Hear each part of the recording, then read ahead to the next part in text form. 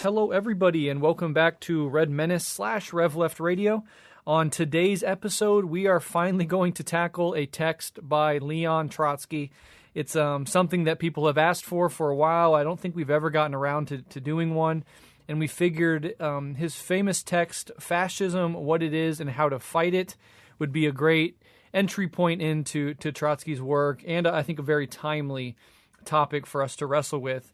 So it's not just Alyson and I today. It's also previous guest of the show, been on several times, but has not been on for quite a while, our friend and comrade Brendan. Brendan, would you like to introduce yourself a little bit? Hi, I'm Brendan. I think I've been on, I don't know, probably close to a dozen episodes, but I don't think I've been on since, funnily enough, the Capitol insurrection, which we kind of talked about neo-fascism and how we got there then.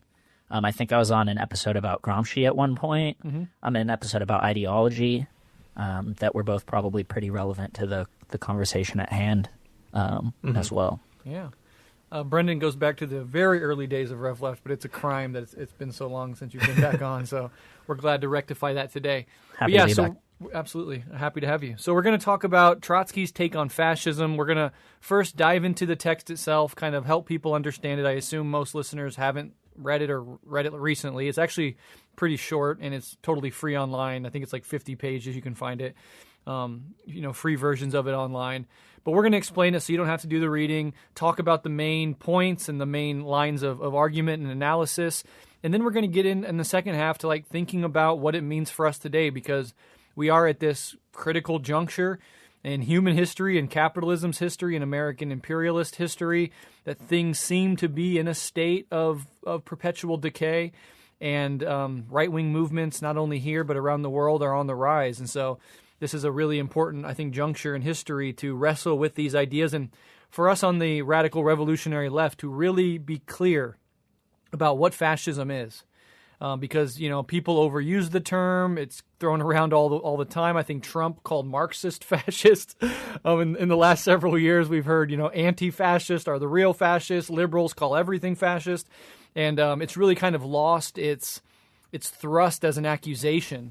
And so by being very clear about what it is, how it manifests, we can understand its rise, and hopefully we can also be able to be in a better position, hopefully, to combat it more effectively. And for that, we go into history and learn from that. So let's go ahead and get into it. And the first question is, can you both help us understand the historical moment in which the text was written? So before we get into the content, I want to get into the context. Like, what was the historical moment, what were the major debates at the time, and how did this text sort of emerge from very specific conditions?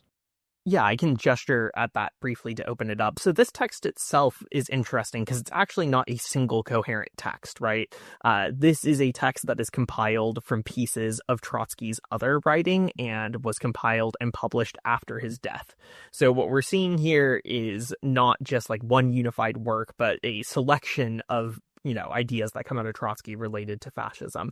I suspect, based on some of our conversations before the show, Brendan has a lot more historical context for the individual pieces than I do, but I will broadly say that most of these texts, I believe, were published after the Sixth Comintern Congress, which essentially established the idea of the third period, this idea that there was a imminent socialist revolution that was coming, proletarian revolution was on the horizon. It was very, very close to happening. This represented a sort of shift to the left with a strong opposition to, broadly reformist projects, and also a theory of fascism, which we'll get into in more detail, that really theorized fascism as in a continuation with social democracy, wherein social democracy was meant to be understood as a left wing of fascism.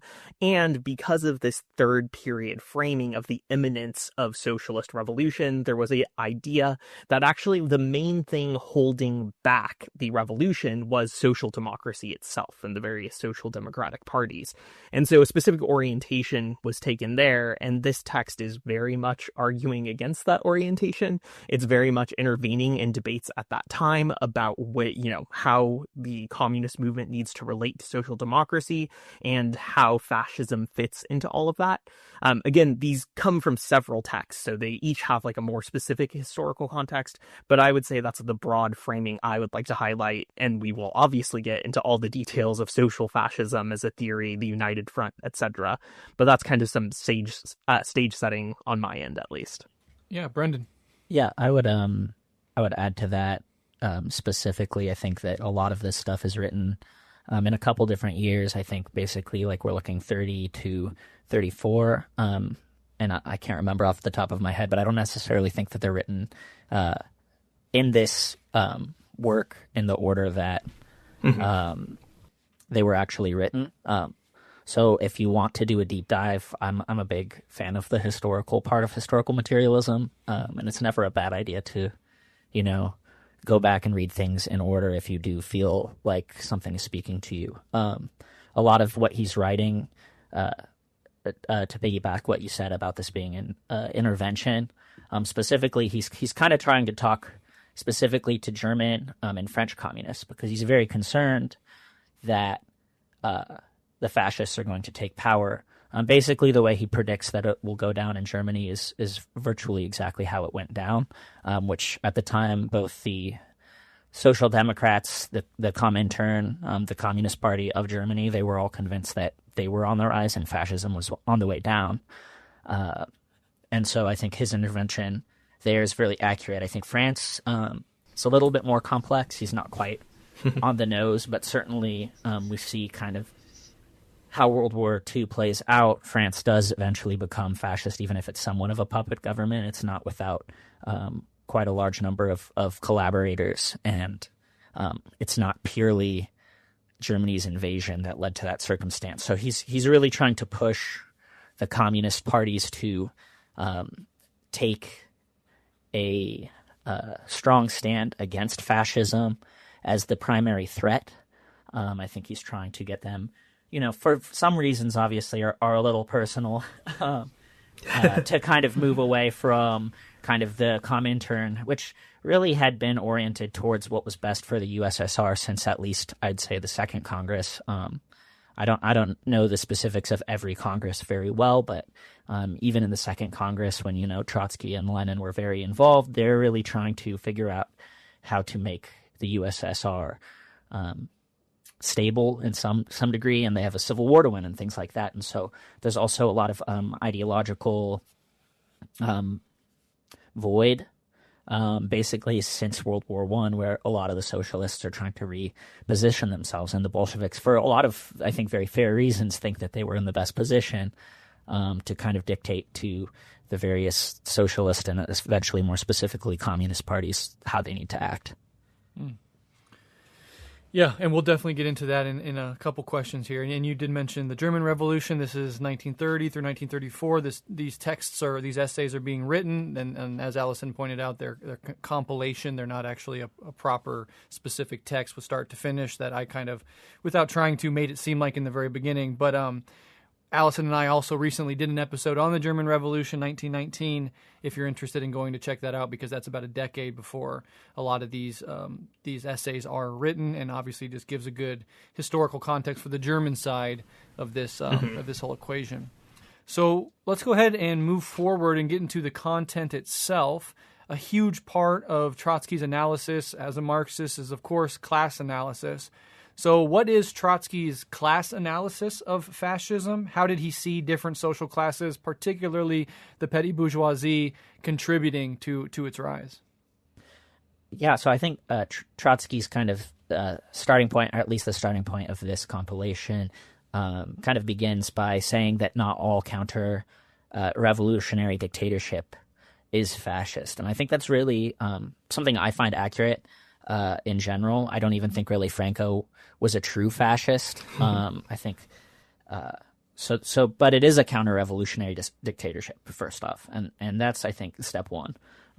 He identifies it as spontaneous, which is maybe something I find a little bit of an issue with, but mass movement, which I think is pretty accurate. He kind of talks about the fact that it has a new leadership. I think that that's really important, both in terms of how we need to look at fascism, but actually how fascism looks at itself. And I think it'll be relevant when we're kind of discussing the contemporary situation. He doesn't really go into it, but a lot of, in Italy especially, the fascist leadership comes out of socialists in the Italian movement who were maybe on the right, but some of them were actually initially against the imperialist war, and for whatever reasons they decide socialism's not working. They're not really interested in the bourgeoisie dominating society anymore, etc. I think you can really compare and contrast the fascist movements of various countries, but certainly the leadership tends to be new. These aren't really aristocrats. It's plebeian in origin, he says, which I think is his way of kind of making it, like, he doesn't want to use the word proletariat, but it's important to note that, like, this isn't strictly just the petite bourgeoisie. They're just kind of the main base. Mm-hmm. He says they're kind of financed and directed by the big capitalist powers, and this, he's not really deviating that much from the Comintern. I think to a fault, maybe they both see finance capital as having maybe a little bit more power, or at least in the driver's seat where there's maybe a little bit more of a contradiction. I don't know. Yeah, he's saying, petite bourgeoisie, but with like a criminal element, a lumpen element, and then a significant, if not like majority amount of the proletarian class is actually being drawn by, I guess you can say, the gravity of the petit bourgeois. Yeah. So quickly, as I bridge over to Alyson, there's this mass movement element. There's different elements of each strata of classes that go over to fascism, right? There's lumpen proletariat aspects. There's big bourgeoisie aspects. It's really driven, obviously, by capitalism's need to defend itself, primarily from bottom up. Movements that really challenge the core foundations of bourgeois rule, like socialism, communism, etc. But that the petty bourgeoisie, this sort of middle upper class, the small business owner class, not big bourgeoisie, not properly proletarian, that they kind of, his argument, if I'm correct, is that the petty bourgeoisie makes up the sort of central core of the mass movement that is fascism. And that's a really important thing to stress, because fascism does require this mass movement. And so if you're going to have a mass movement, the big bourgeoisie is too limited in number to really form a mass movement. The proletariat is going to have many reasons to stand against fascism, and we'll get into that in a little bit later. So it's actually this petty bourgeois strata that actually forms the basis of that necessary mass movement. Alyson, I'll hand it over to you. Yeah, I think there are a couple things that I want to kind of just dive further in on. So I think the mass movement point is really important and something that I want to hit on, because I think oftentimes when it comes to this question of whether or not a political phenomena is fascist, that doesn't get wrestled with enough, right? And I think when we start to look at some of the governments that have been called fascist, where that label might be misapplied, I think oftentimes the misapplication comes because you will have these very, we could say, authoritarian dictatorships that don't have a mass movement and support base, and that changes the dynamic somewhat. So I find Trotsky's emphasis on that really useful. I think this also really ties into the work that we've done in the past, where Breht and I have talked about the three-way fight, where one of the things that I like about the three-way fight people is that they emphasize the mass movement aspect of fascism very well, and the way that fascism isn't just like, an organic expression of only what finance capital wants, right? There is something not revolutionary in it, but there is something populist in it, perhaps, that actually takes on a mass character, even in a counter-revolutionary direction. So I find that to be a very useful part of this. And then, I think the petty bourgeoisie are interesting and important to wrestle with here. I think one of the interesting things about capitalism that we've talked about a lot is that capitalism is extremely prone to crisis, right? And the crises within capitalism are going to impact different class strata differently. And the petty bourgeoisie are very fascinatingly positioned within capitalism, because their interests can kind of actually fluctuate over time between aligning with proletarian interests or aligning with big capitalist interests. And so the crisis creates this sort of instability in the petty bourgeoisie that I think Trotsky finds makes them particularly exploitable. Again, I think Brendan, I actually agree. It's kind of interesting the degree to which Trotsky agrees with the Comintern here, that they're just sort of being directed by finance capital. But in that conception, the reason they can be directed as such, and the reason they can be used as, this kind of base for the fascist movement has to do with their susceptibility to actual crises in opposition to the large bourgeoisie. And so I think that's an important thing to focus on. I think a lot of Marxist theory tends to focus on the finance capital side, or also even the lumpen support for fascism. And those are there, those are present. Trotsky, when he talks about the base of fascism, says the slum proletariat and the petty bourgeoisie, and to a certain extent the proletarian masses. So he's also wrestling with the characterization beyond the petty bourgeoisie.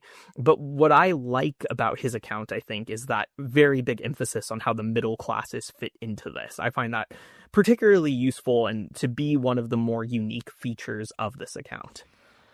Yeah, and I think the social science kind of backs Trotsky up. I think he's really right about it, at least to an extent. And I would say something like he goes, he points out that like in Italy, the peasantry's very involved. And if you look at Italy specifically, and I know this will come up later, but like in an early report or to either the Communist Party or the Comintern, Gramsci's talking about how they're kind of two distinct fascisms. So there's the petite bourgeois one that kind of Mussolini's actually directly affiliated with from the cities. And then there's also kind of a rural counter-revolutionary peasantry element that's kind of scared of the proletariat. And these are the ones who are being directed in Italy by basically a proto-big agra, the kind of the larger landowners. And that's, I think, not something that you're going to see in a place like Germany. But Trotsky does note this. And then I think, if you look at some of the sort of Frankfurt School social research that they did, I mean, these are sociologists, anthropologists, they're incorporating psychology into their work. They're showing that, actually a lot of the people who are afraid of being proletarianized, but also maybe have a fear of big business, are some of the people who are susceptible to fascism. Certainly the criminal element actually, I think sometimes gets overemphasized, but they tend to really identify with it. And I saw something on Reddit just coincidentally yesterday that made me think of this. Somebody was like, oh, I'm a 2-time felon, so I can't vote, but I'm glad that like Trump is here and he's getting rid of the immigrants who are bringing all of this crime to this country. This person just admitted that they're a 2-time felon, but they're afraid of criminals, right? And that psychology, I think, is there. So I think, Trotsky definitely has covered a big base, which is pretty smart if we're talking about social science, because even he says that the working class itself is not heterogeneous, and neither is the base for fascism. But I think that, kind of petty bourgeoisie, or like the petit bourgeois sort of middle class core, is a big part of it. And he even says something about like the new middle classes maybe being something that is susceptible to fascism, or being able to constitute a part of that base. And I think that, the petit bourgeois, as Marxist tends to understand it, is kind of a thing of the 19th century.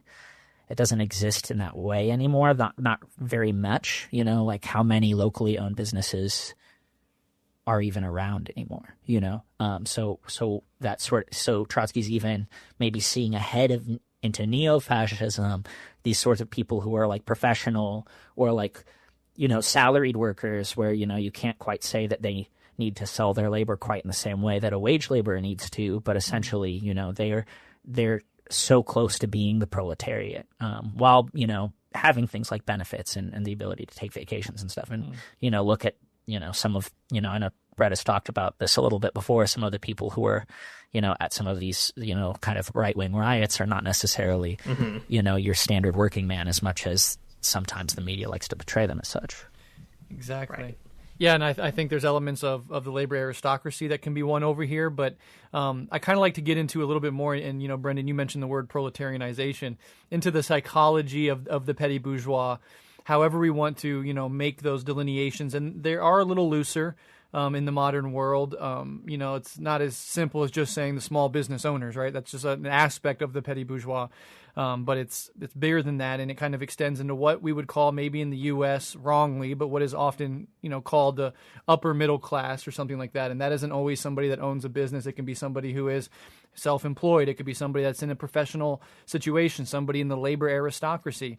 And but the psychology is, if we take serious this idea that fascism is what arises when capitalism is under threat, either in crisis because of its own machinations, and then in an economic crisis situation, or from a bottom-up grassroots movement that threatens the core logic of the capitalist way of organizing society. This middle area, this middle petty bourgeois strata, has a material fear of being proletarianized, right? It doesn't want. There's downward pressure during crises. So that is the strata that has this downward pressure pushing them downward, which generates fear, and we know fear is tied to reaction deeply. But they're not proletarian ideologically, right? They're aspirationally, they're often bourgeois, or they want to join the big bourgeoisie. Their ideology and their aspirational goals are upward. So at the same moment that there is materially downward pressure on them, there is still this upward aspirational movement, whereas you and I and most of our listeners, we understand and conceive of ourselves as of, by, and from the working class, and we have working class political goals, we are ideologically militant partisans of our class. That's not true for this strata. But they also have this critique, and I think we can see this. We're going to get more into the American context as we go throughout this, but it doesn't hurt to dip into it now. A lot of the base of the Trump movement, and again, we're going to get into the nuances of that later, but you can see this element also having genuine critiques of big capital. And there's this immediate tension that arose within the Trump coalition that could be roughly called the Bannon-Elon split, where Bannon is representing this skeptical aspect of the Trumpian base towards the oligarchic elite. And Musk represents this unleashing of the oligarchic elite, this faction within the ruling class that wants to seize this moment as an opportunity to coalesce power and wealth and solidify monopolies, etc. So that tension that we see between Bannon and Elon actually represent this deeper tension within the petty bourgeois psychology, where there is this genuine critique. And so you can see how part of that strata could be sliced off and won over by a militant working class movement if they're leaning more in that direction of critiquing big monopoly and that. But you could also see how a fascist movement can mobilize that psychology and the fear and the downward material pressure being put on them, to plus the aspirational goals of upward movement into the big bourgeoisie, to militate against this democratic left-wing movement coming up. Because at the end of the day, they don't see themselves really as workers. They're at risk of becoming workers, and that makes them scared, but they self-conceive as aspirational to the bourgeoisie proper, or at least upward mobility is what they're after. So that's a really interesting aspect. I have some other points to make, but Alyson, I don't know if you have anything to say to either what Brendan or I laid on the table so far. Yeah, drawing on some of what you laid out, I mean, I think there's two layers to the psychology, right? I think one, you've hit on like this ideological layer of this like upward movement ideology, which I think it's worth saying in the United States is, much broader in scope than just the ideology of the petite bourgeoisie, Sure. right? Like the idea of making it, and by that we mean making it into something like the capitalist class, is like this very central ideological mechanism within how Americans self-conceptualize. So I think it is broader than that in some ways. But yeah, I think it is this interesting tension, right, between those aspirational goals and some genuine investment in the ideological promise that those things are achievable, alongside what absolutely is just a process of proletarianization which is occurring. I think, like, to make that concrete, one of the things that's worth recognizing, at least about the situation in the United States, is that I think, Brendan, you're very much correct, right? Like, the phenomena of the small business owner, right, or the shop owner phenomena has shrunk in the United States because a real concentration of capital into larger corporations, because of acquisitions of smaller businesses and merging them into larger businesses. Also now because of the way that finance capital and VC finance specifically can take over businesses behind the scenes. I think all of this has really diminished the role of the petite bourgeoisie in American society. even outside of like the more classical sense of petite bourgeoisie, where we're talking about these business owners, within the realm of like the intelligentsia as well, I think we've seen broader proletarianization occurring with the emphasis on contract and adjunct labor, a real emphasis on trying to move these positions that were traditionally within something like the cultural petite bourgeoisie into a more proletarianized worker-like position. And so there's real tension between that ideological aspirationism and the trends within American capitalism itself that I think produces some of the psychology that we're talking about. But I also think, to be concrete, like really the susceptibility to economic crisis that comes from that move towards proletarianization is just huge, right? One of the things that I think, like, you can't understand the current Trump administration and its success in the last election, you can't understand it without is thinking about how small businesses were impacted by the pandemic, right? And obviously I don't want to frame the pandemic as a purely economic crisis. It's not in the classical sense, although it accommodates economic crisis, but it really shows the way that large capital is able to weather the storm of something like lockdowns and shutdowns of economies compared to smaller businesses, which relied on very direct bailouts by the government in this particular case, and many still didn't survive, after that. So I think it shows how even something like a we would tend to conceptualize of a pandemic as like a natural disaster almost, can just really create the economic conditions that exert that kind of pressure. And I think the move to a sort of right-wing nationalist populism by the petty bourgeoisie in the United States kind of has to be understood in relation to that, right? That's sort of the main thing that I would add there if we want to try to understand this in the US. I would go on, not to disagree, but to add another dimension, because I think that we're all hitting a lot of the most important points, is that there's a sort of, I guess you could say, like, petite, there's some Marxists who say that kind of the petite bourgeoisie actually has more of the bourgeois ideology, or believes the bourgeois ideology more than the actual big bourgeoisie does, Right. I think one of my favorite shows to watch as a Marxist, funnily enough, I guess in certain ways, is White Lotus. But I think they understand certain things right well. And so the second season is about sexual desire and infidelity. And there's somebody who's a member of the kind of finance capital class, and his friend who we went to college with has become recently rich because of, tech, right? And in a way that I think is actually pretty directly related to what we're seeing now.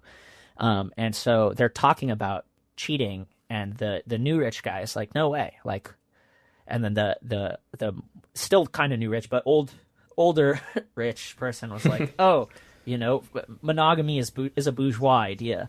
You know what I mean? And this is arguably the most bourgeois person. But there's a certain degree to which the true bourgeoisie, they don't, need bourgeois ideology in the kind of classic sense, the sense that comes out of the Enlightenment and also out of Protestantism. I think those are kind of the two roots of like the bourgeoisie, I think, So the kind of the bourgeois family structure is really important, I think, in understanding fascism and why people are drawn to it, whether they're proletarian or whether they're rich.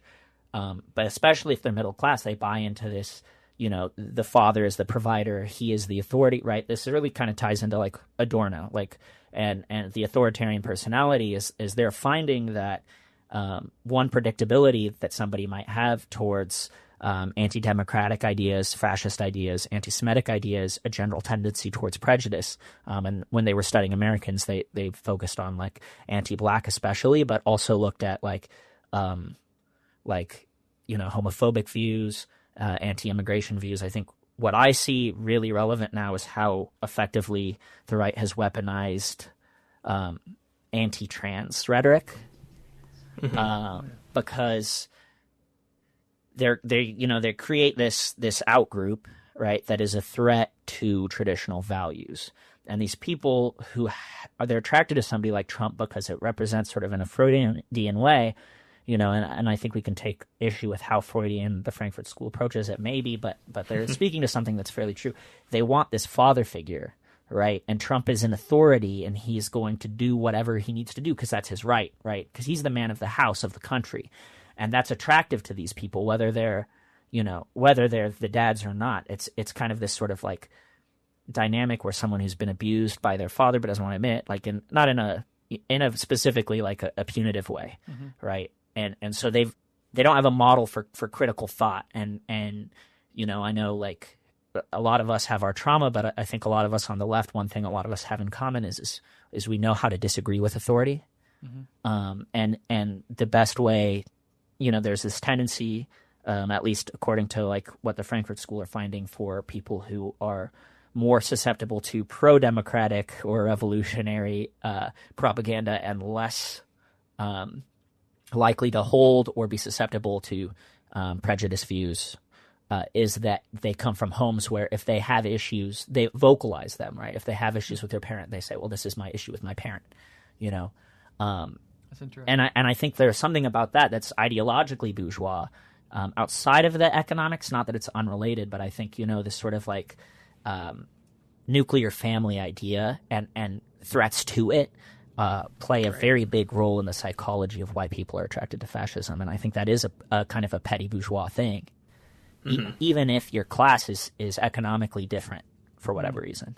If that makes sense. I kind of rambled a bit. No, yeah. Makes complete sense. I think that's super fascinating, and all of that is hits for me, and I have to check out White Lotus. I've been recommended that many times. I haven't checked it out, but I know it's a satirical take on class dynamics for sure. The new season's got Buddhism as a theme, Brett. Really? You're going to love it. I got to get in. It does. But I love what you said about the bourgeoisie don't need bourgeois ideology.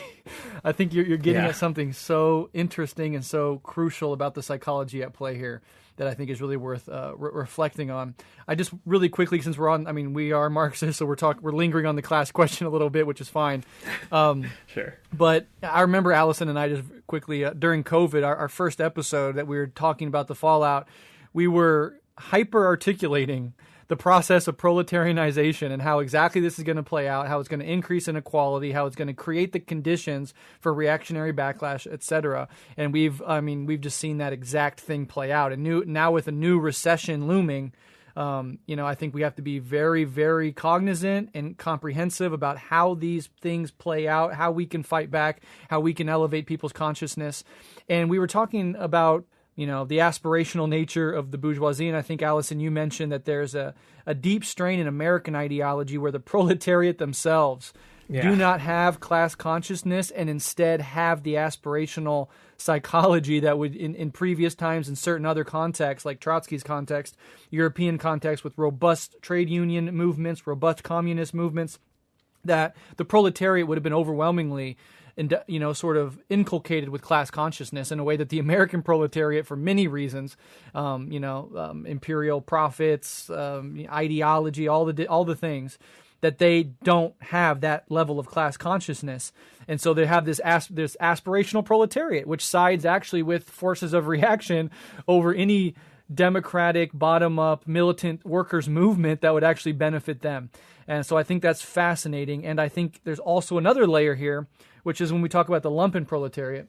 And in the racialized context of the United States, what elements of the lumpen proletariat tend to or would be more likely to side with the fascist elements? It's the white lumpen.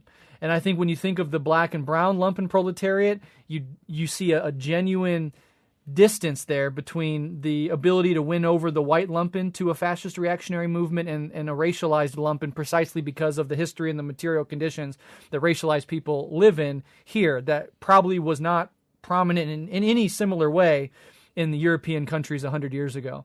So again, the unique racial dynamics of the American culture and American history also shapes these strata in very interesting ways, where you have aspirational white working class people who have the ideology more of a petty bourgeoisie, and then you have these splits within the lumpen themselves that are a product of racialization from American, uniquely American conditions. So I think that's something that's certainly worth thinking about. Something I think is worth maybe mentioning is that part of why the Republicans were so jubilant and the Democrats so defeated after Trump won is that, breaking it down demographically, he won gains in almost every single category.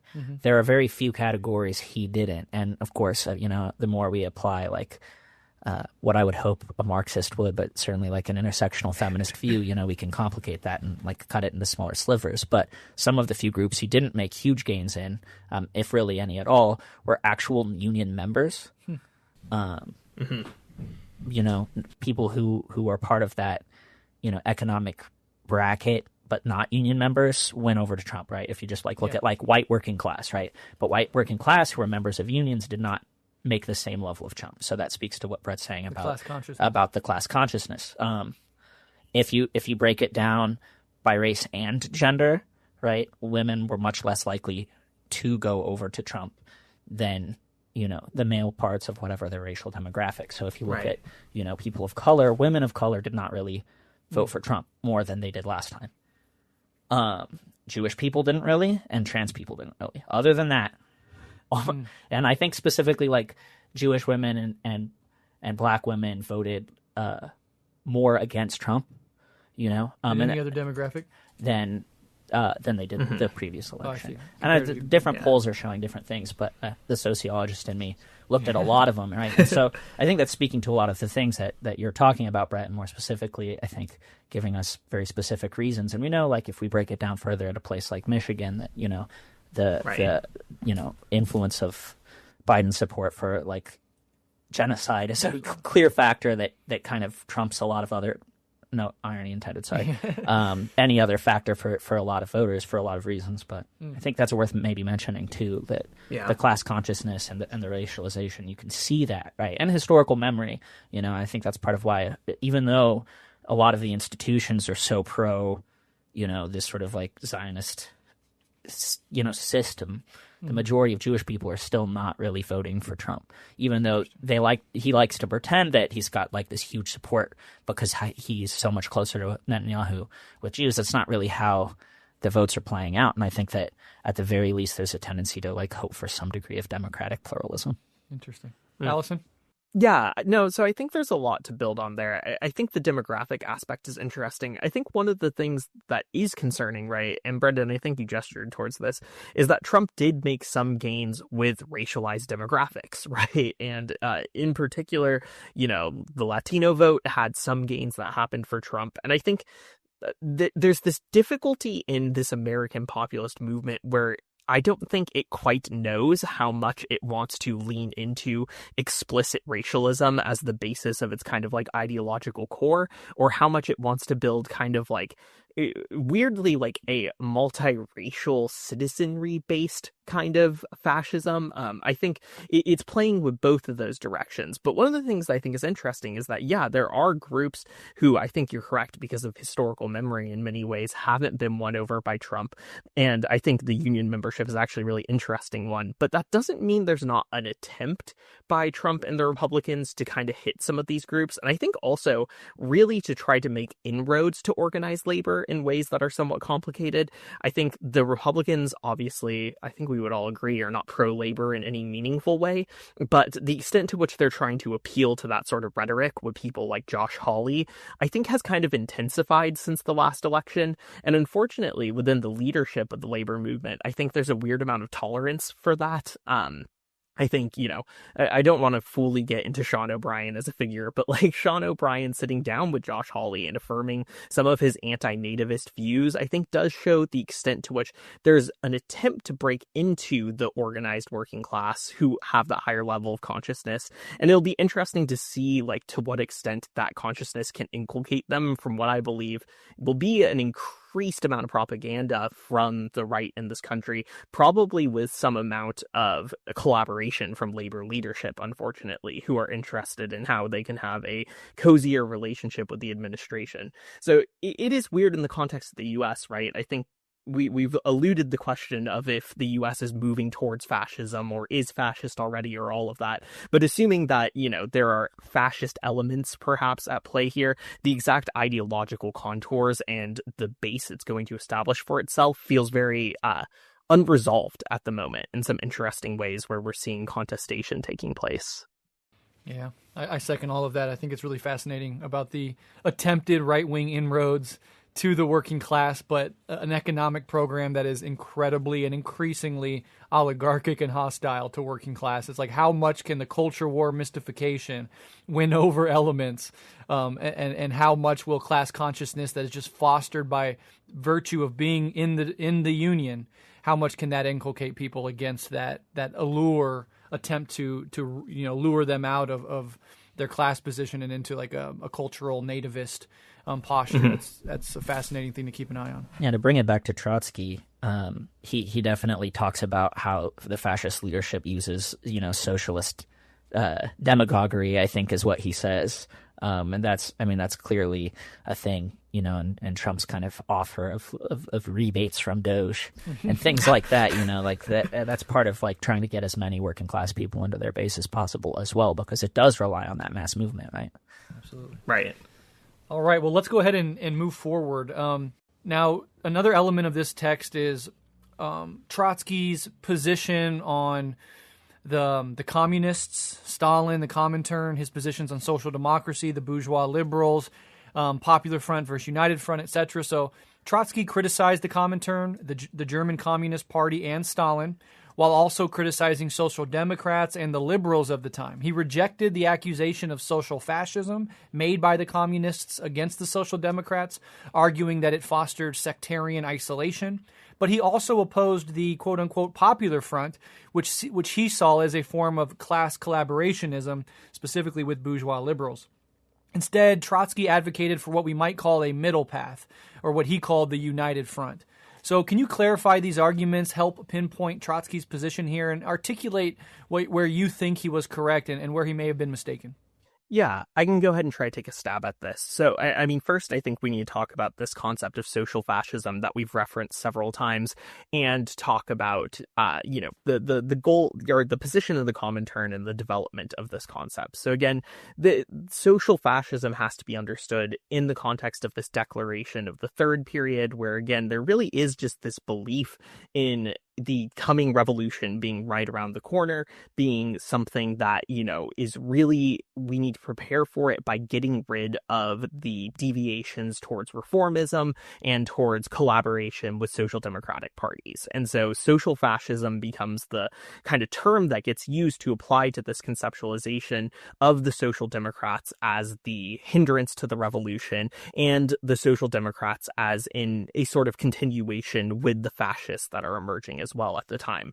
I think, there's complicated aspects to the social fascism theory. I think, we've discussed this some prior to recording, how much this is like an actual theoretical position and how much this is an ideological justification for how the Comintern is positioning itself.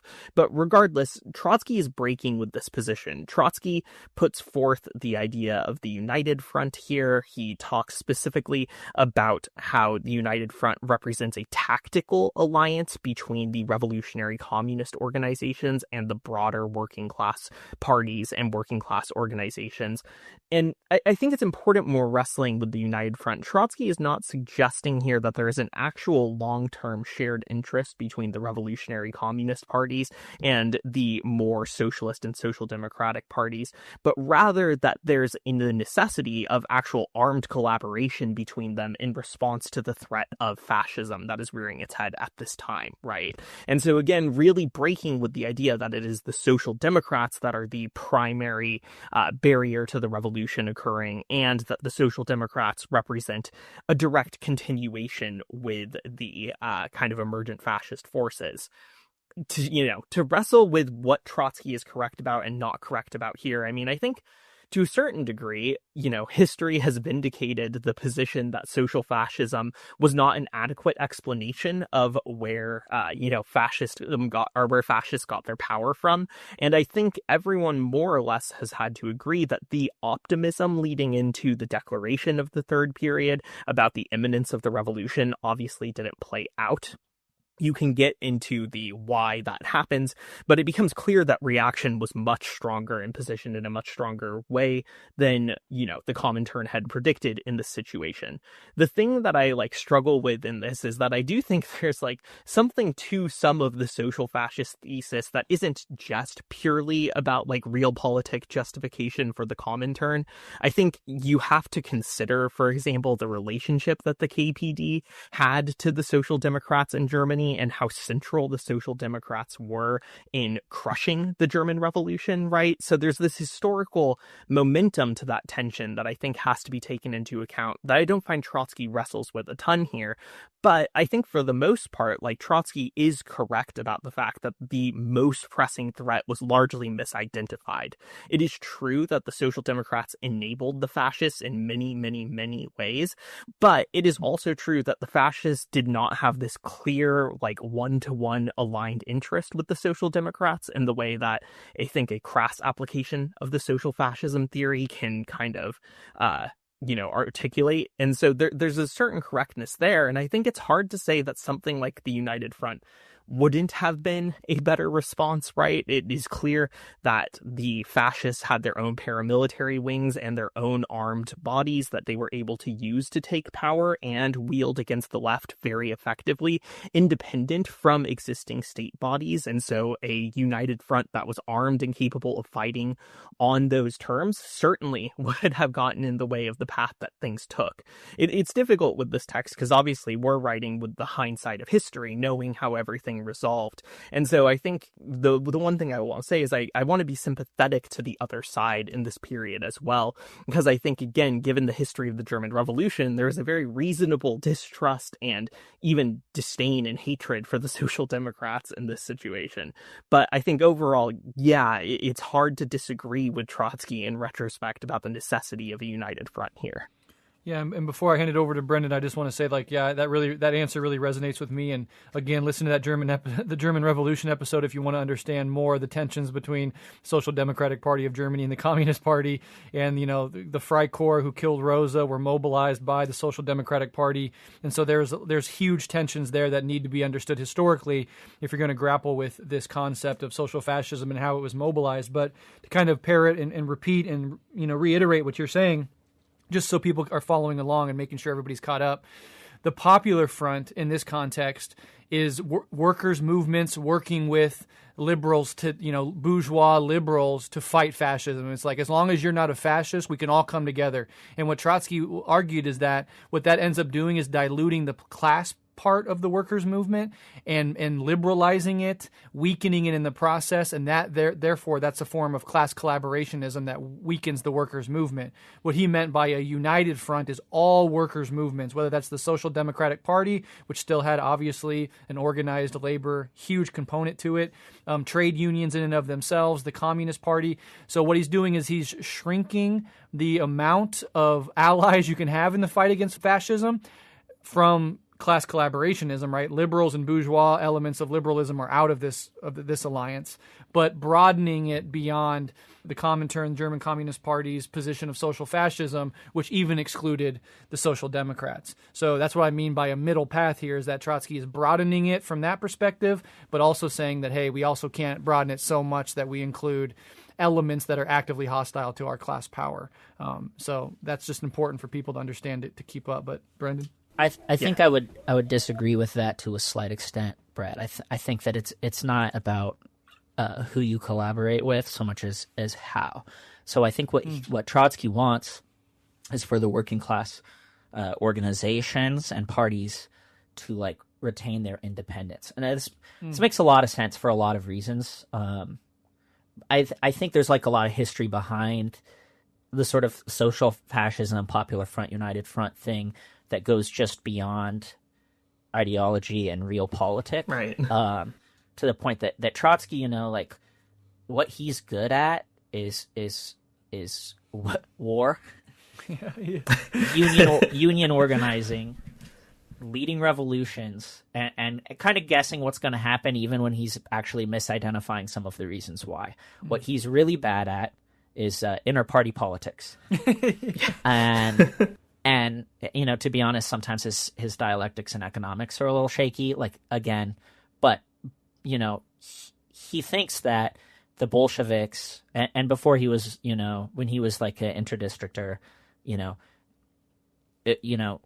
he doesn't see any reason why, like, let's say leading up to the October Revolution, people who virtually totally disagree, the interdistrictors, the Bolsheviks, and, basically Martov's wing of the Mensheviks, they all basically agree on almost every single core principle.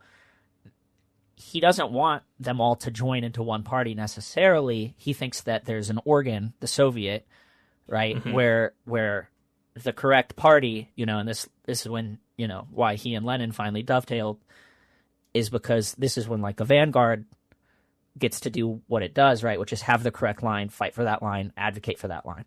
He's saying that the communist parties need to advocate communism, and they should not merge together in groups. But I don't think Trotsky would have a problem working with liberals, let's say, for example, like his issue with how the kind of Trotskyists were handling things in Spain wasn't that they were working with the pro-Comintern parties. It wasn't that they were working with liberals, right? And when the kind of democratic and revolutionary forces were doing really well in Spain, they were working with liberals, right? It went wrong when the liberals and the Comintern decided that the anarchists and the Trotskyists and the Buchranists and the Radikists were a bigger threat than Franco. And that's, I think history kind of plays that out. So the unification of basically all of the non-Stalin elements of Marxist-Leninist parties, which were all into separate parties, into the party of Marxist unity, causes Trotsky to break with the Trotskyists in Spain. He's like, no, you guys can't be in the same party as them. He doesn't have a problem with us working with liberals if a liberal is willing to, oppose, like, let's say an anti-trans bill or tear down fascist propaganda. There's no reason why we can't work with liberals with that. What we need to not do is dilute our message, right? If that makes sense. There we go. Yeah. So the correction here is I was saying that, broadening an alliance to include them. You're saying you can include them in an alliance, but what's important, what's the crucial thing here is that the workers' movement and the communist movement must maintain its independence and its own program, so that you could ally with another group like a liberal group on a certain issue, but that you don't combine organizations such that the organizational core is diluted by liberalism. Right, and you don't take a position on an issue that you don't agree with. I think like if we're going to look like at an example, I don't think that, I think like, China around this time, right? The kind of popular front idea would be kind of what like the Comintern recommended, or like the same thing with like Palestine, right? Is like, the social, the left wing of Zionism is just as bad as the right wing of Zionism, right? So don't engage with them. Or the the Trotskyists in China, don't engage with them, but follow the biggest group, right? Which the Kuomintang, right? And how did that work out for the Communist Party in China? Terribly, right? If we're homogenizing ourselves and tailing reactionary groups because they're bigger than us, I see. Then we get crushed, and I think history kind of plays that. And I think, funnily enough, Trotsky kind of made that same mistake in the early 1920s in Russia. I think like this is where we can find a weakness in even democratic centralism, because if you're agreeing with everybody in your little central committee in public and they have an incorrect line, your unity is not more important than having the correct. And it's, to an extreme extent, I don't think we need to go as far as like Bortega and be like, oh, well, like, let's always split. Let's always have the correct line, right? Like there's place for like intergroup struggle. I think it's inevitable. But democratic centralism in certain instances could be taken to the point where you're consolidating an opinion that is actually an incorrect one, and therefore weakening the movement, when maybe taking a more rambunctious approach against that line might actually be in the long-term interest of that movement, but might undermine in the short term the core tenets of democratic centralism. Right. This is part of Trotsky's problem is he followed democratic centralism really well in the beginning of when the party was kind of turning on him. And then by the time he stopped, it was like too late and he was already sidelined, and then he just looked like a jerk. Yeah. Then he tripled down. Right. But Alyson, what are your thoughts on any of that? Yeah, I mean, I think I want to concretize the Popular Front discussion historically slightly too, where, yeah, I think I do tend to read the United Front as somewhat more restrictive than the Popular Front in terms of who is involved in it. But I think, building on what you're saying, Brendan, I think the other feature that I really that you hit on that is correct is this idea of independence. And I also think like ideological independence and militancy seem to be the other thing that really gets emphasized here. The United Front, as like Trotsky discusses it in this text and in some of the texts that these draw from, really is a militant organization in the way that concretely not organization, but militant formation, in a way that the Popular Front doesn't necessarily become when it plays out in history, right? So by the time the Seventh Congress adopts the Popular Front formally and it ends up getting implemented in various places, it really kind of takes a particularly non-militant form. And I'm sorry to potentially make Communist Party USA members mad at me for the millionth time, but I think if we look at the history of the Popular Front in the United States, it becomes very clear, right, where the Popular Front ends up looking like a relationship between the Communist Party in an attempt to appeal to the New Deal Democrats and try to build actual coalition work there, which obviously doesn't really happen because the New Deal politicians are not interested in that. But the party also adopts like a huge ideological shift with the development of Browderism, the emphasis on patriotism and continuity within American institutions, American history, and American ideology. And so I think, again, in practice, if we look at it in the United States, at least, it really looked to not just like giving up organizational independence, but also giving up ideological independence in these very concerning ways and giving up a militant relationship to the state and to the capitalist class in a lot of ways as well. So those are kind of the two other points that I just want to try to draw out there somewhat. And I would just add in an American context in the U.S. at the moment, thinking about the Popular Front and everything said by Alyson and Brendan, totally taken on board as well. We can see that there's actual real tactical issues with trying to oppose the rise of even just right-wing populism, whether or not we want to shift into the rhetoric of, calling it explicitly fascism, with particularly the bourgeois liberals in the Democratic Party, whose policies pave the way and re-entrench the ability for the reactionary right to rise, but whose solutions are just totally antithetical to actually solving the problem, because actually solving the problem would mean, in some way, shape, or form, to cut at the core logic of the bourgeois class as a whole, which is their donor base and their leadership. So, I mean, there's obviously historical shifts there, and to complicate this even further, that's different than saying the liberal that you work with in your workplace, right, who is votes Democrat and isn't convinced or even maybe engages with socialist or Marxist or communist theory, that person, because of their class position, might be somebody who could absolutely be worked with to oppose a local fascist movement or whatever it may be. So actually making delineations and distinctions amongst the liberals themselves, those who actually are coming from a class position invested in bourgeois rule, and those who might be ideologically liberal but actually have a different class position, I think that distinction could be incredibly important for our contemporary situation that we find ourselves in.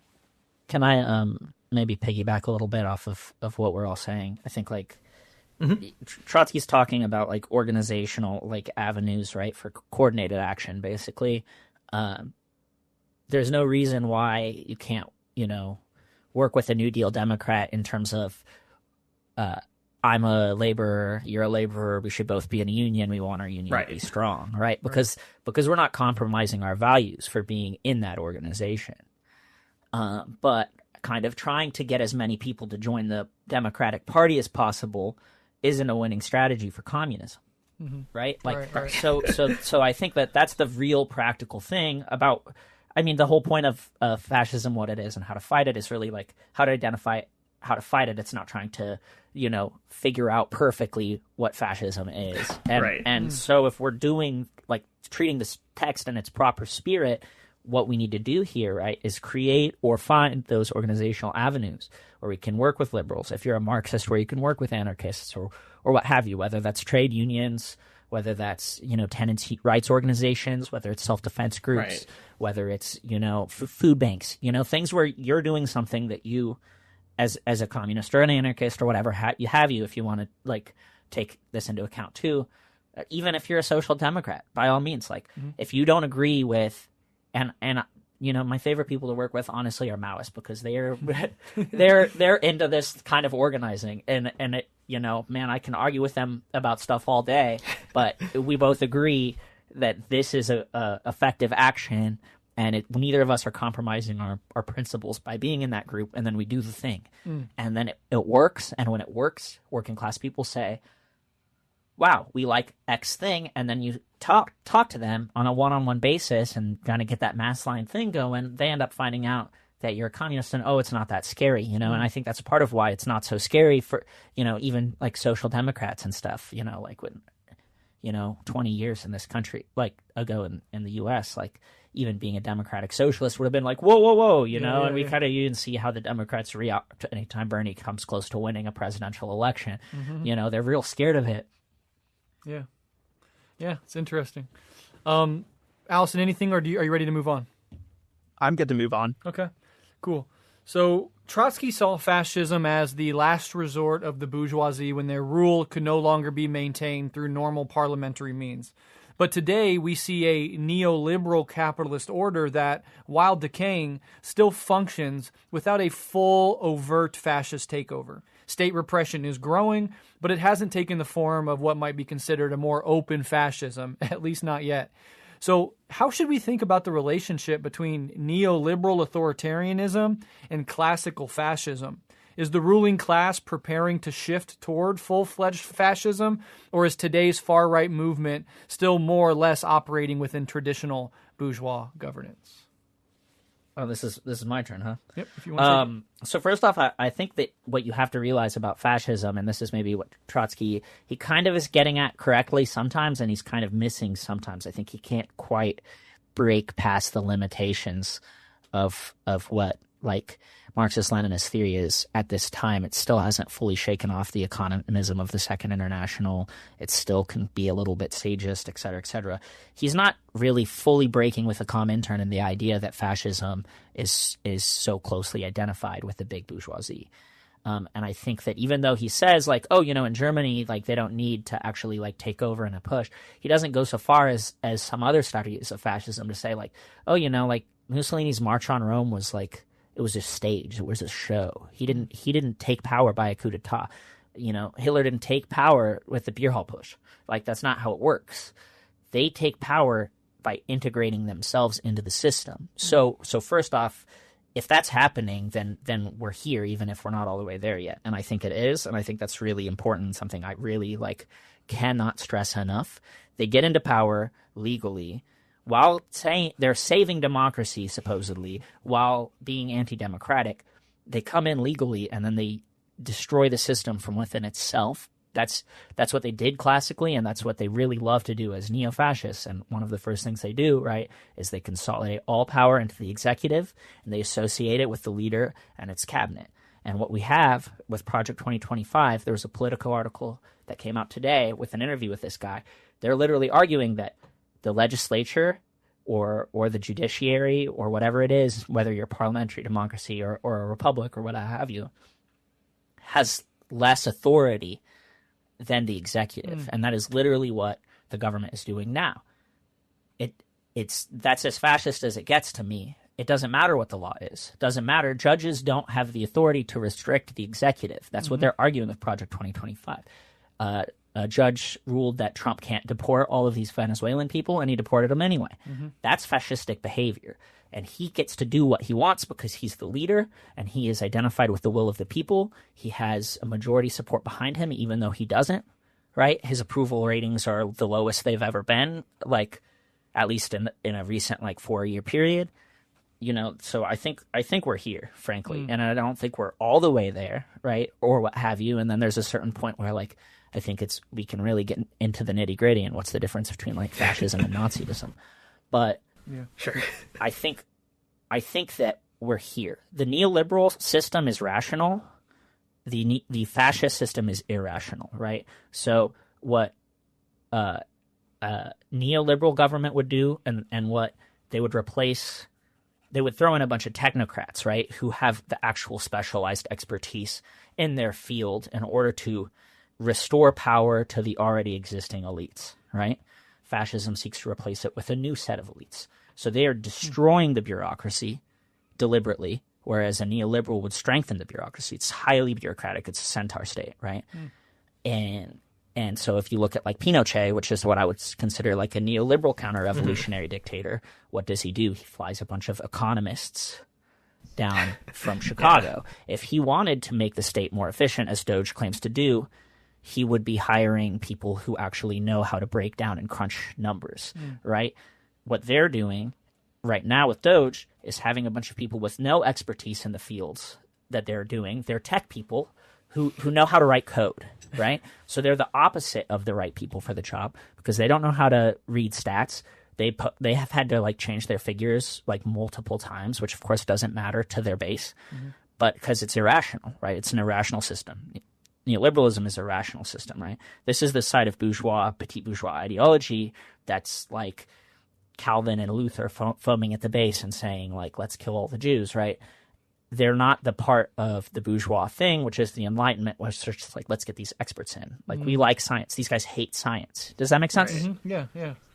Yeah, and really quickly before I hand it over to Alyson, there's the dialectical integration of you're making a great point, and the irrationality and the rationality split I think is a very interesting way in to understand the difference here in the bureaucratic and the dismantling of the bureaucracy. But of course, it can't be separated from the neoliberal momentum that has occurred over 40 years of the weakening of the state as such, the applied libertarianism, which is a generalized distaste and a fomenting of fear and distrust in the state as such, which then creates the ideological and ultimately perhaps material path for right-wing authoritarianism. So there's this interesting dialectical connection between right-wing libertarianism and right-wing authoritarianism, and the neoliberal momentum that allows for this final sort of push. And the favorability ratings don't actually matter if they can become successful, right? If they're successful over the next 4 years of what they're obviously trying to do and what Brendan just kind of outlaid, then it doesn't really matter what their favorability is because they've now more or less entrenched minoritarian rule. It reminds me, I believe it was Andrew Jackson who did some executive order. I forget the details of it. SCOTUS overturned it, and Andrew Jackson had this line where he was like, well, they made their ruling, now let them enforce it. And the idea is that the courts obviously don't have any way to enforce their ruling, and so the balance of powers breaks down if an executive is brash enough to just do the damn thing anyway. Because what are the assholes in robes going to come out and stop them?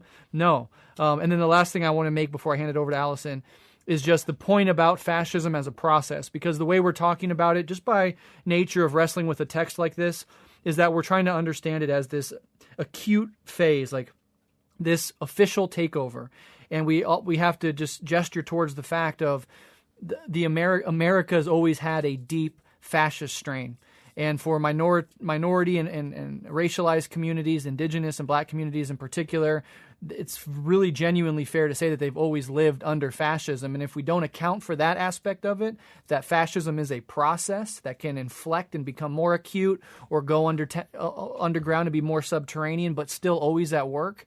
I think that we lose the sort of dialectical understanding of it as process. But yeah, everything you're saying is super interesting. And Alyson, I'd love to hear your thoughts as well. Yeah, this is such an interesting moment to be having this conversation because of the sending of those deportees to El Salvador, the Venezuelan deportees, because this actually felt like, to me, kind of a turning point in solidifying my position that something somewhat exceptional is happening. I think I have, for quite some time, been opposed to the idea of thinking of Trump as just straightforwardly fascist and his movement as straightforwardly fascism. And I think that's mostly about wanting to overcorrect for what I generally feel is the larger issue in leftist organizing in the U.S., which is a, higher level of cooperation with liberalism and attempts to work through liberal institutions. And so I think that's why I've kind of pushed back on that. But the last month has been interesting and really kind of increased my my sense that there is some sort of break from liberalism per se occurring with the current Trump administration. I think, similar to Brendan, for me, it comes down to the judges, right? And specifically to the orientation that they are taking towards the judiciary and also towards the legislature. There is very clearly, like you said, an attempt to solidify executive power. They are every day testing the limits of that executive power, trying to see how much further they can push it and whether or not the judiciary can do anything about it. And I think, like you said, Brett, what we're discovering now is the judiciary can't do shit, right? What is the enforcement mechanism by which the judiciary actually enforces a injunction against the federal government? There actually isn't one. And so we have a political force willing to ignore it. At this exact moment, even with the deportation situation, the Trump administration is trying to pretend like they haven't created an actual rupture. Their argument is that the planes couldn't be turned around in line with the injunction from the federal judge because they were over international water, so it didn't apply. So there's still an appeal to like the technicalities of liberalism here, but I think that is obviously a disingenuous appeal, and we should be able to see that. And there is this desire to push back against any oversight for executive action. In particular, one of the things that I have found concerning is congressional Republicans' emphasis on the need to recall judges who are opposed to Trump or who make rulings against Trump. This very much clearly shows this desire to completely unleash the executive with absolutely no checks whatsoever. So, you know, the last month has made me much more sympathetic to the idea that there is a break that is happening here. I agree with Brendan completely about the question of Doge as well, right? I've seen people want to read Doge as a neoliberal move, but I do think it's not, right? They're not replacing anything that they're eliminating with privatization, right? That move actually isn't being made at all. It's sort of just burning up this infrastructure rather than shifting it towards a market-based privatized approach, which makes it feel fairly different than neoliberalism in that regard and more about gutting civil society institutions that have existed outside the state within the American liberal status quo. So that also strikes me as a break. The other thing that makes me think that we are moving towards something that would be worthy of calling fascism is that I think this time around the Trump administration does have broader support from big capital than it did the first time around. I actually think originally a lot of the big capitalists in the United States were quite skeptical of Trump. You saw business and tech and finance positioning themselves somewhat oppositionally to him, but there's been a big shift here, especially in tech, right? Which tech and the finance sector associated with it have really fallen completely behind the administration and in line with Trump at this point, which I think indicates shifts within the big bourgeoisie themselves that make me a little concerned. So yeah, I'm increasingly sympathetic towards considering this fascism, or at least the beginnings and emergence of a distinct break from liberalism that we might call fascism. The only thing that feels very different between this and fascism as it emerged in the 20th century is that I don't feel like the mobilized militant mass base of fascism is so present in this situation. There's nothing like the black shirts and the brown shirts that exist with that level coordination. But it also strikes me that the necessity of the black shirts and the brown shirts in the development of fascism was mostly to engage in terrorism against communist movements, which were sizable and acted as a potential opposition to the fascist parties. And here in the US, that kind of doesn't exist, right? So it is possible that the lack of an obvious like paramilitary and, emergence as part of the fascist phenomena simply doesn't have to occur here because a militant left that could actually compete, which those forces could engage in terrorism against, also kind of barely exists. Just kind of some thoughts there. Really quick. That's super interesting about the mass movement point. And there's this fascinating difference between the first and second term. It's almost ironic that things are on their head. Like in the first term when Trump took over, and I think this speaks to your hesitation and my hesitation over the last several years to call it fascism, because his first term was so banal. It was so Republican. It was tax cuts and deregulation, and he obviously didn't have the ability to maneuver the executive power in any way that would do the things that he's doing now. And in that first term, big capital was much more skeptical of Trump, right? They were much more aligned, or at least large aspects were much more aligned with the Democratic Party. Trump came in kind of like helped them out a lot just by being a normal Republican, got a lot more of them on board for the second term. But now as he's doing more stuff, including imposing tariffs, more sections of the big corporate bourgeoisie are actually now starting to get a little bit more nervous about it, because obviously in these various economic policies can hurt them. Whereas a very specific type of big bourgeoisie, namely the tech oligarchs, they're rising up at this moment because there's this AI race. They know that the state is going to funnel, and Trump's already guaranteed, hundreds of millions or billions of dollars into this advancement. And they know that if they can get on Trump's good side, they can get in on the getting while the getting's good in these next 4 years, as AI, in their world at least, is set to take off and really entrench itself as essential. They feel like they can use this 4 years as their way to totally monopolize that sector, which they see as being utterly crucial going forward. So there's an element there. And then the other irony of the first for second term is, in the first term of Trump, you did kind of have the mass movements. You had the Proud Boys. You had the streets, the street fights and the clashes. So as he was governing in a more classically Republican way, the mass movement and the street fightings were present. As he comes in and governs in a much more robust, executive dominant, some could even say a more explicitly fascist way, the mass movements and the street fightings aren't there. And maybe that's a lag issue, right? Maybe there is the sort of cultural vibe shift, and we've already been through Trump once, which demobilized people, and maybe that will catch up, right? Maybe as things continue on, and importantly, as crises hit the Trump administration. So far, he's been able to operate in a way that there's no big, huge crises yet. Isolated crises for sure. But, a huge recession or a depression, a big direct war breaks out. You could imagine many different catastrophes or crises that the Trump administration, by virtue of being the Trump administration and being sort of anti-bureaucratic and having gutted the government and the agencies that might deal with the problem. I mean, even a second pandemic, who knows, that could then bring in heighten the contradictions to such an extent that all these things burst back onto the scene. But there is a very interesting inversion between the second and first terms. Of what you'd expect in the second term was actually more present in the first, and what you expect in the first term has actually been more present in the second, based on how Trump actually ruled in the first term. So I think there's something very fascinating and interesting there.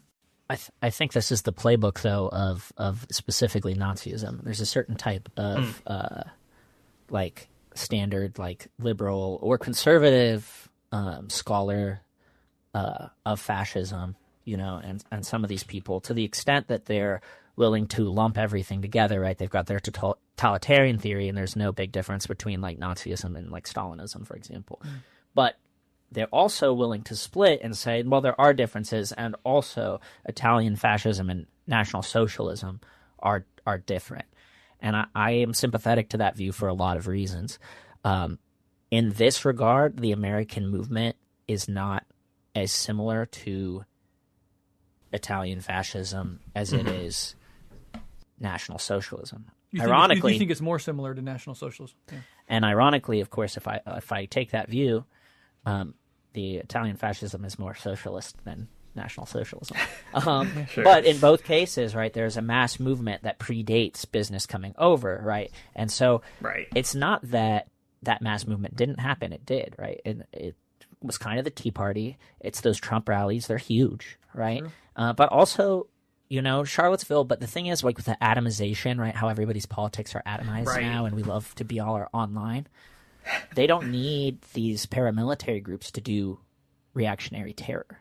Dylan Roof is just as good as a black and decentralized acts of individual terror. Right, because Columbine, these people were deliberately targeting people of color when they were shooting, and they were on neo-Nazi websites.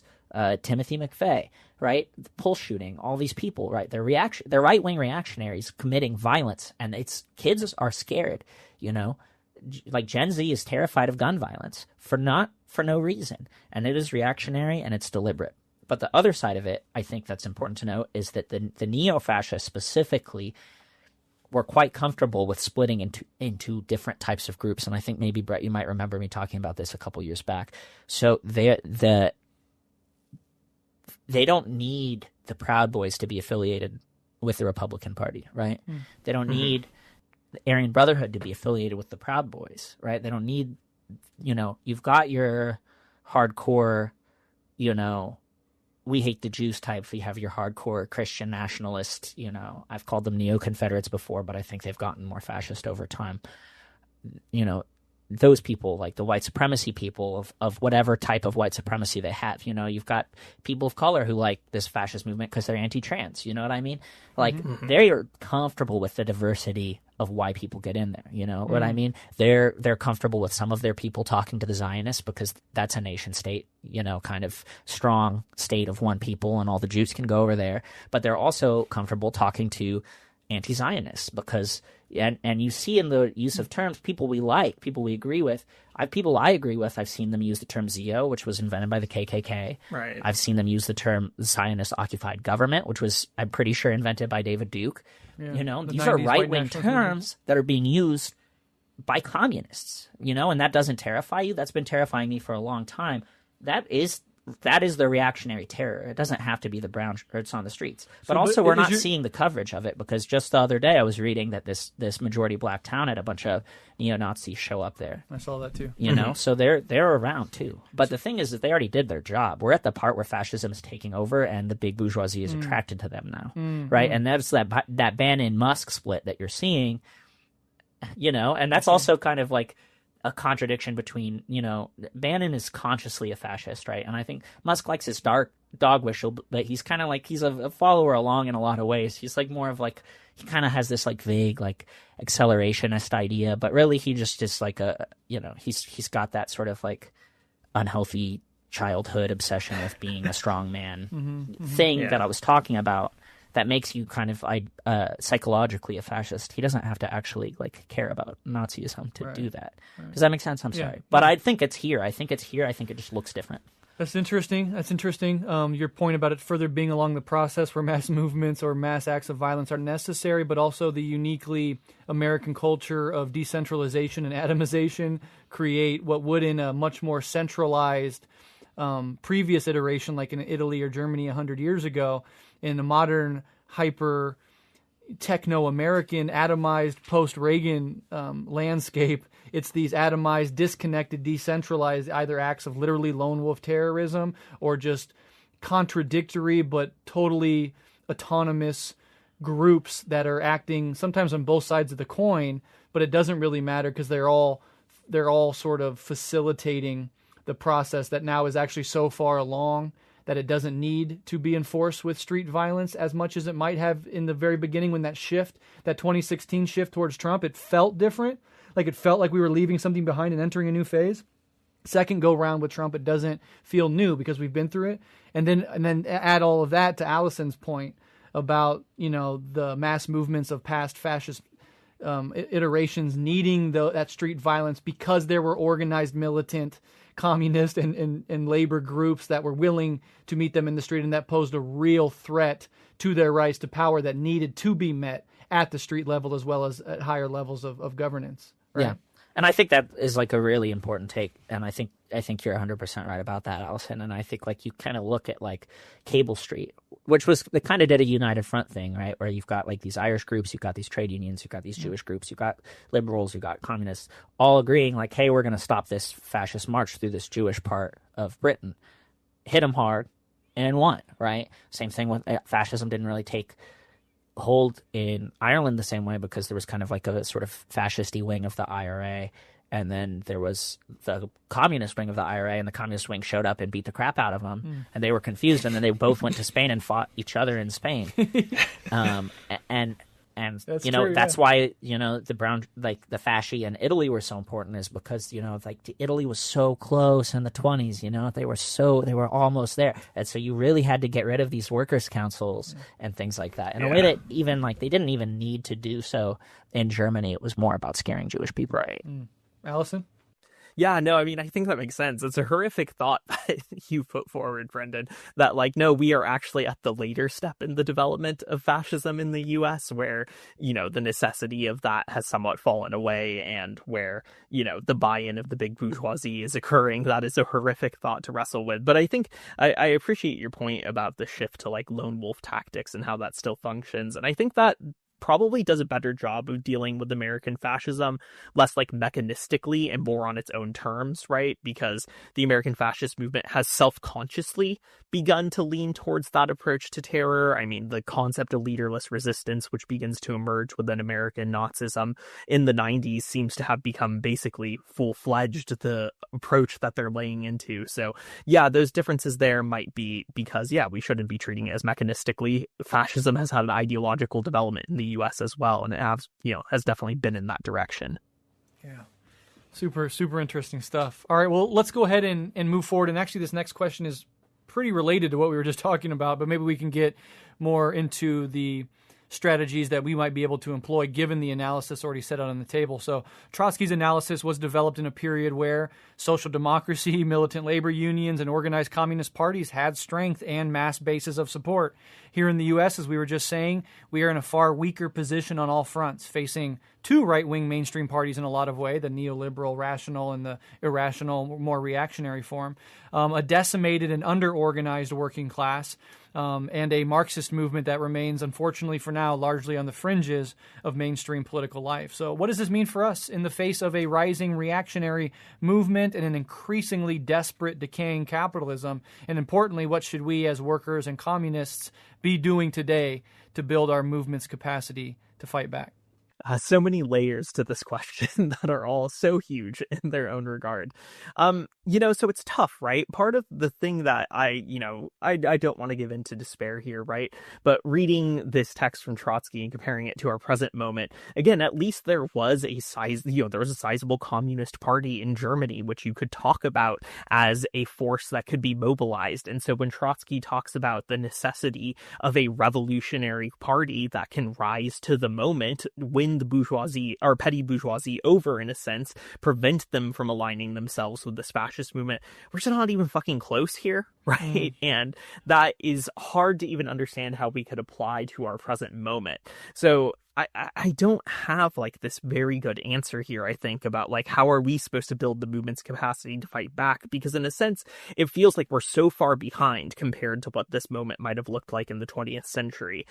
I would hope that the conversation that we're having here can lead to some sense of urgency at the very least, right? If it really is this late in the development of American fascism, then we really, really, really need to be able to pose a serious threat towards that fascist system that is emerging. I think for me, and this is a theme I've been finding in my life a lot lately, I think that it means that we need to have a politically independent socialist movement in the United States, right? Right now, the thing that is accompanying the complete, takeover of the executive and the expansion of the executive is a total failure of the Democratic Party to act as a oppositional party, right?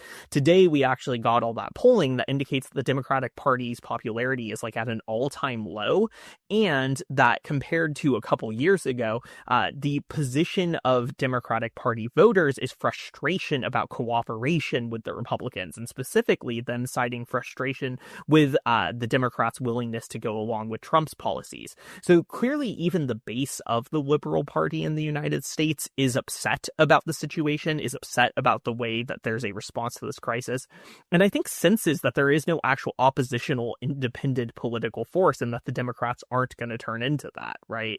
I think liberalism is having this moment of crisis internally within the Democratic Party, where, again, even some of the more moderates like Neera Tanden are coming out and criticizing Chuck Schumer for his position about the government shutdown. There is this moment of crisis within liberalism and the center left that maybe acts as an opportunity for us to push for political independence outside of the Democratic Party, which is what I would lean towards. But again, that feels like a hollow gesture given to a certain degree where we are at. I will say, I think this probably means that the more fighting style institutions of the working class are really necessary. I think unionization becomes really important here as a way of resisting a increasingly hostile to labor government. I think tenants organizing will continue to be very valuable for uniting people, building class consciousness among them, and showing how you can fight fight for basic things like staying housed. These will probably become more central, but it will be very important that we figure out how to transcend mere economism in relation to these towards an actual revolutionary independent party. And that, I think, at this point has to be the task that is on our mind. I don't have the solution for how we get there, but I think hopefully all of this can reorient us in that direction, and that can kind of act as a bearing for us at the very least. Yeah. Brendan? This is maybe a little bit based off of or definitely a lot based off of my personal experience in the kind of locality that I'm in. But I think that I looked at how we initially responded to what happened last time Trump was in office, or when he even got elected, and especially and tied, honestly, and this is where I'll give some credit to the idea of engaging in some way with the Democrats. I think that, like Bernie Sanders, normalized socialism for a lot of people. I think that there is a benefit in engaging in kind of a Gramscian sense, and this is, I think, why I do have issues with sometimes the left's unwillingness to engage, and even maybe a united front isn't quite always. I don't know. I think the united front is still kind of the move, but we need kind of this sort of Gramscian, almost Angela Davis bell hooks kind of thing, where we're kind of imagining, a better world and learning how to create a dialogue with people on the things that we agree with, right? In the same way that the Nazis can say, you don't hate Jews, you can go talk to the Zionists. You do hate Jews, you can go talk to, the classic, Nazis or whatever, shit, yeah. Right? And then they divide it up, they pull everyone, right? They shift that Overton window. It's that Gramscian Wharf position. Right. So we need to keep that in the back of our minds while retaining our independence. I think what you're saying about unionization and stuff like that is easily step one, right? What we need is to have a toolbox with as many tools in it as possible, if that makes sense. And so we have to build all those tools one at a time, because unfortunately I think that the party comes later. And I'm slightly curious.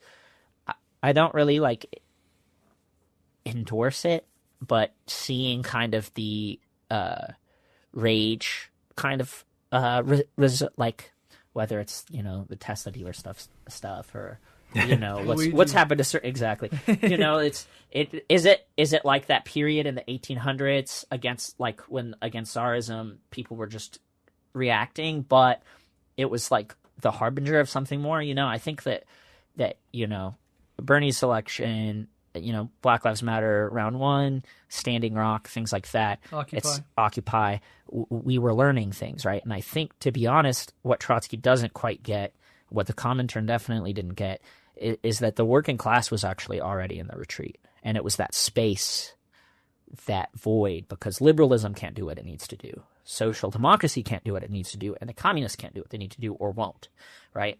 Is when fascism comes, because they're a vacillating class that in most of history, according to a Marxist framework, especially a traditional one, usually either goes to the proletariat or the bourgeoisie, and now suddenly they're leading the charge because nobody is doing anything, right?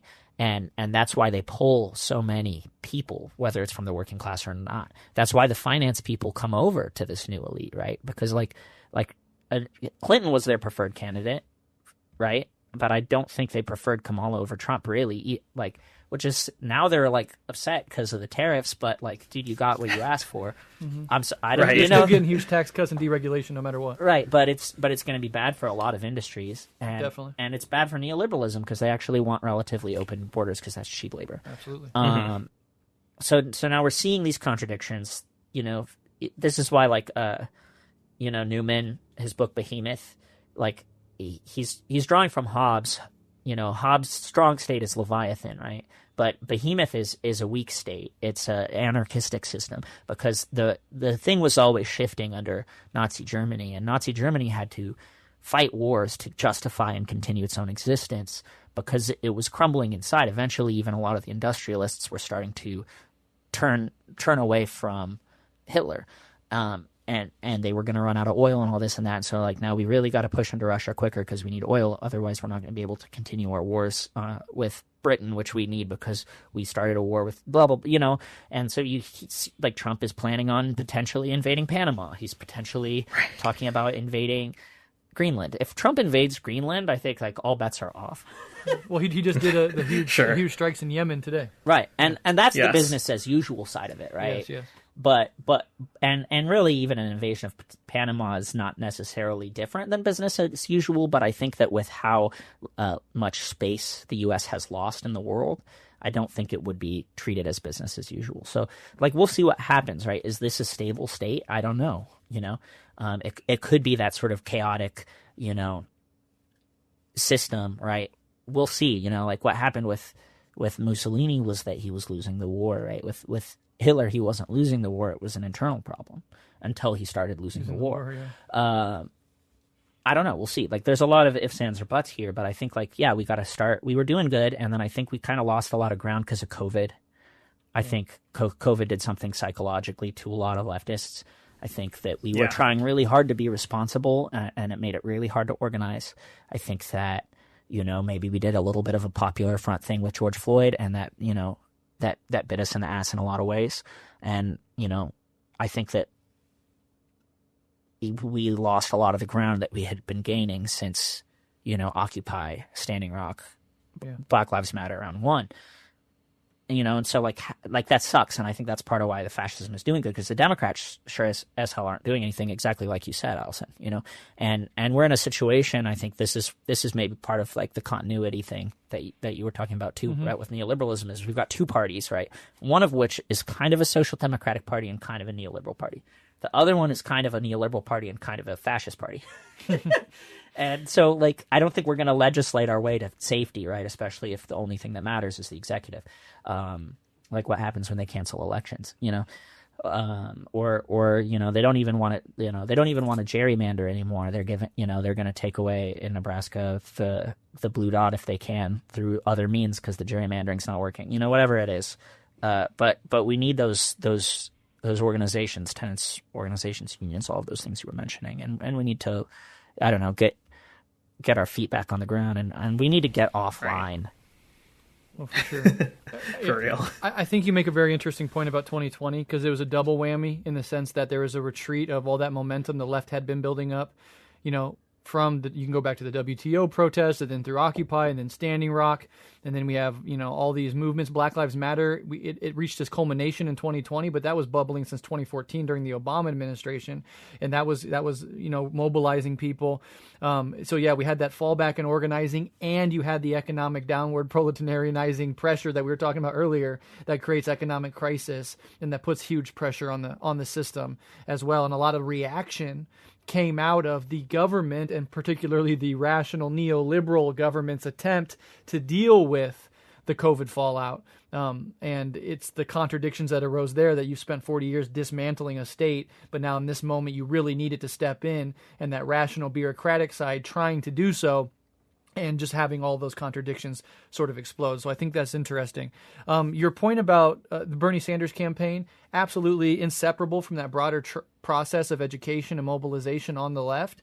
But, and maybe this is just a confusion on my part, you're talking about the war of position, Gramscian war of position, and this, you said there's this social democratic streak within the Democratic Party, but my position on that is that social democratic streak has really been beaten out of that party when it tried to assert itself with Bernie. And even though Bernie is still a member in some respects of the party, and honestly, in my opinion, to this day is attempting to sheep herd people back into the party, it is actively hostile. And even after it loses to Trump a second time, the party apparatus as a whole is completely unwilling to cede any ground to the economic left, and in fact interprets it as a need to move further to the center, as if you can move further to the center. It's like infinitely dense in the center, and you're trying to move closer to the center. It's just an impossibility. You're actually moving to the right, I think. Yeah. So do you want to clarify that position? You said working with Democrats in a Gramscian war of position sense. And I just would love to hear what you are thinking on that front. Yeah, I mean, I don't think that Bernie thinks of himself as doing what you're doing, and that's probably happening to an extent, if not a lot. I don't disagree with that view. I think in his head, right, and I think this is why he endorsed Clinton, he was kind of doing the Popular Front thing, right? He saw Trump as an existential threat, and so now is the time to lock in, right? In the same way that, Trotsky, who's usually this kind of big proponent of, permanent revolution, all of this during like the time period of like the first three Congresses, he really went lock and step with like Lenin and Zinoviev in pushing back against people like Bukharin who were pushing for more of a permanent revolution kind of thing, because he's concerned about the state and that big picture, right? And I think that's what he's trying to do. Sure. I think that also, if you notice, his rhetoric has shifted post-election, and so has AOC's, and so has like Walls. They're going, I think, at least harder than they have in a bit. And I don't think that's gonna, mean that the Democratic Party's gonna save us. I don't, right? But in terms of like that being a site where people who are frustrated with the Democratic leadership having that Gramscian peeling off of those elements. Yeah, or that ideological conversation, right? Let's like here's our terrain, right? And it's being fought in the Democratic Party about economics, and that I think we're winning. I mean, we definitely were before Biden won. Like, the left loves to be in opposition. That's kind of where we're good. So we're really good at criticizing, and we're not so good at unifying. Part of that's because we're diverse, right? We value pluralism, but also, like, again, the authoritarian personality he talks about, like, well, our main goal is studying why somebody would want to be fascist. He's like, but also it's harder to nail down the type of person who's resistant to fascism, right? There are even people who are actually hypothetically prone to fascism. They have that fascistic, like, authoritarian personality on the F scale, but they don't have a lot of prejudice because maybe, they are actually themselves part of X minority group and experienced it directly, right? Sure. And I've seen that, like, I feel like organizing. Some leftists are not that different in how they think. Like, they think really one-dimensionally. They are really pure, and everybody is, like, wrong, and they're deviant, and they love, like, a strong, powerful man. You know what I mean? Sure. Like, we've seen that. Yeah. But they're still, for whatever reason, on the right side of things. I think, like, there's that too, right? So, like, but we're trying to catch as many people as we can and make as much space for as many people as we can. It makes it hard to say this is the specific thing. And more importantly, as we often, I think, find, this is how to get there. And then you get to the point where, like, the difference organizationally between a Trotskyist and a Maoist isn't as big as either one of them would like to say. They're just arguing about ideological semantics half the time. Not all the time, by any means, right? But they agree on things like, a united front and these, like, working class organizations and disliking the bureaucracy that you see develop in the USSR. Those are all points of agreement between those two. And, like, they will work together great in X, Y, or Z situation.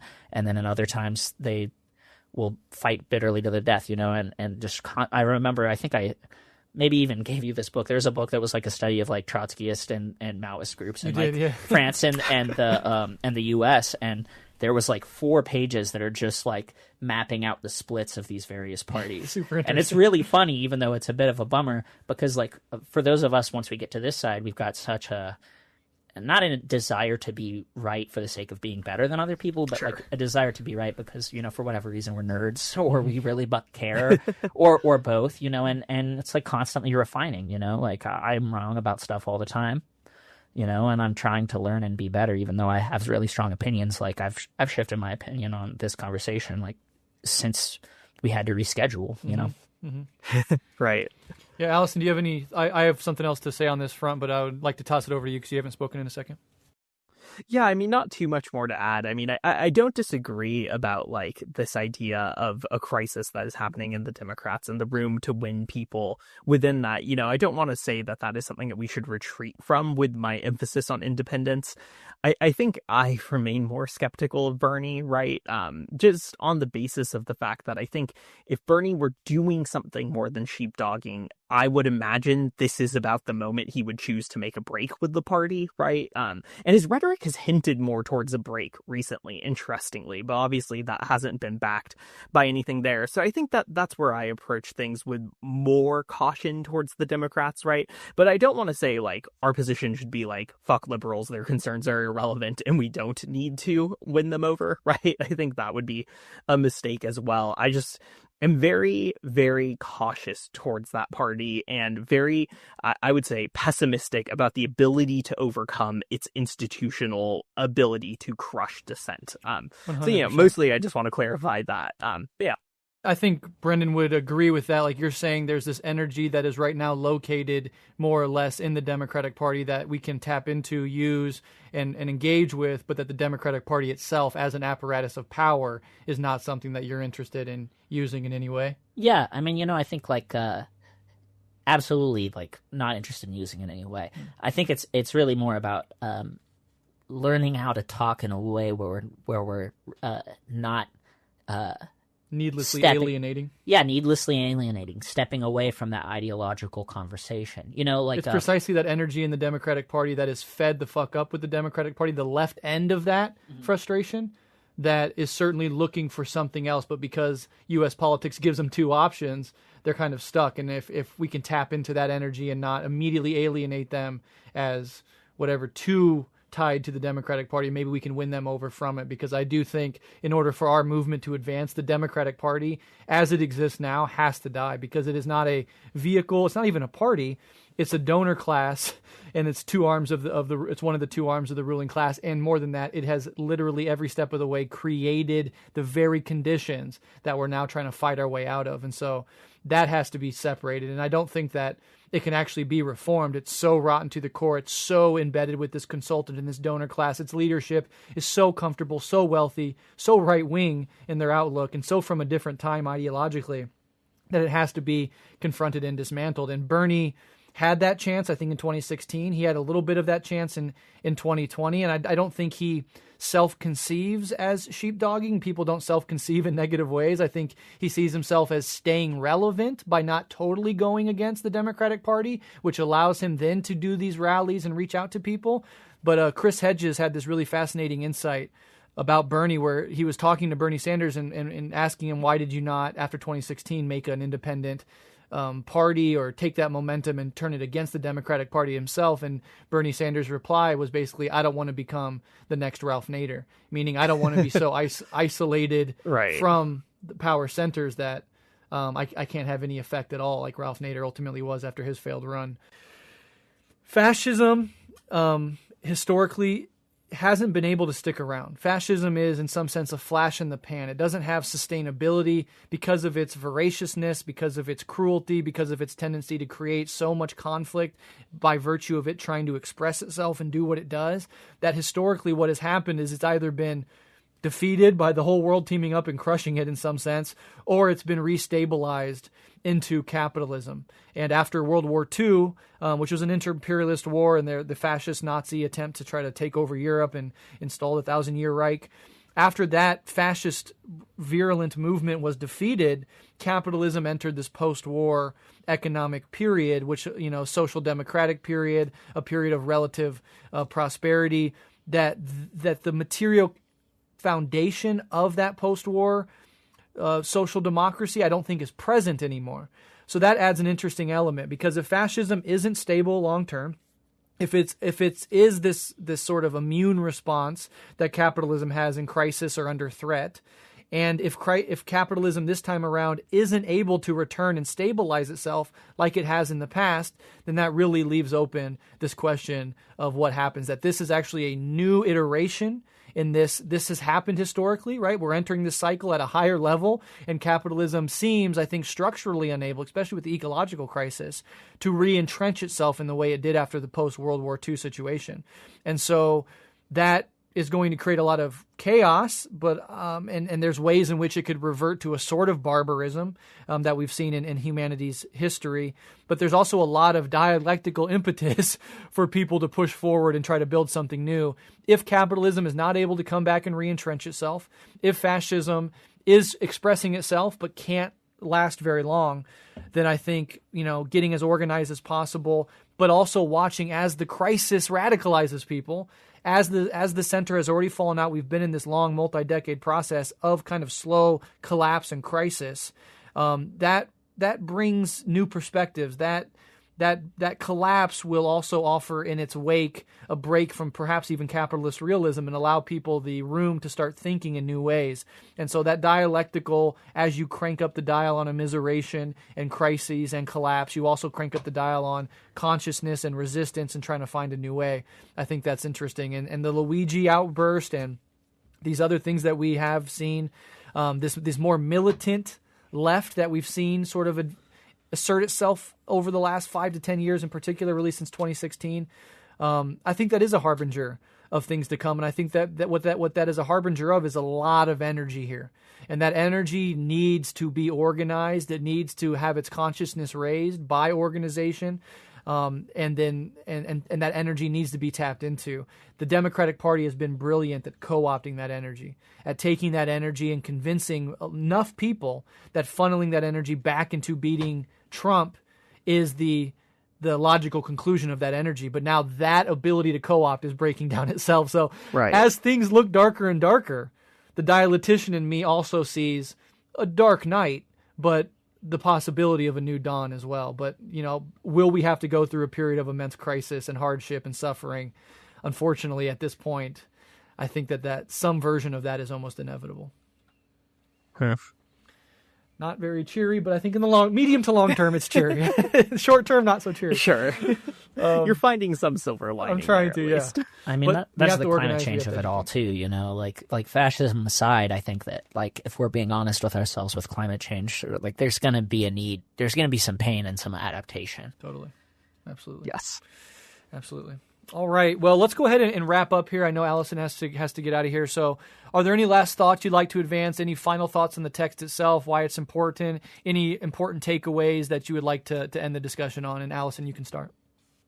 Yeah. So, I mean, the text itself and why it's important. I think this is an interesting text to try to interact with. I think if readers who've listened to this go and pick it up, they'll find that they're seeing a text that's intervening into these complex historical debates and will need to look up some additional context, which we've hopefully provided here.